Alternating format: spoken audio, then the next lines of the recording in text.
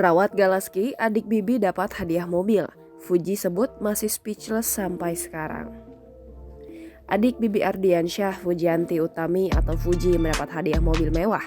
Hadiah mobil diberikan kepada Fuji lantaran sudah merawat Galaski Ardiansyah usai Vanessa dan Bibi meninggal dunia.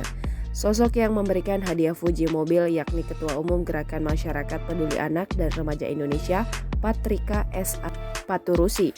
Patrika S.A. Paturusi atau yang akrab disapa Angie itu memberikan mobil kepada Fuji lantaran sudah tulus merawat Galaski. Kemudian, salah seorang bernama Syakila melalui akun Instagram pribadinya sempat mengabadikan momen singkat saat memberikan kejutan mobil untuk Fuji pada Rabu 1 Desember 2021.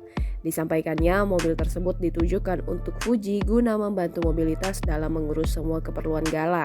Sementara itu, Fuji mengaku kaget saat mendapatkan hadiah tersebut. Syakila pun turut mengungkapkan alasan terkait niat Angie untuk memberikan mobil pada Fuji.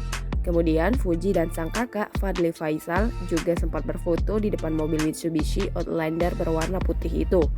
Ia pun kembali mengucapkan terima kasih kepada Angie Paturusi, hingga ia mengaku masih tidak bisa berkata-kata lagi lantaran saking bahagianya.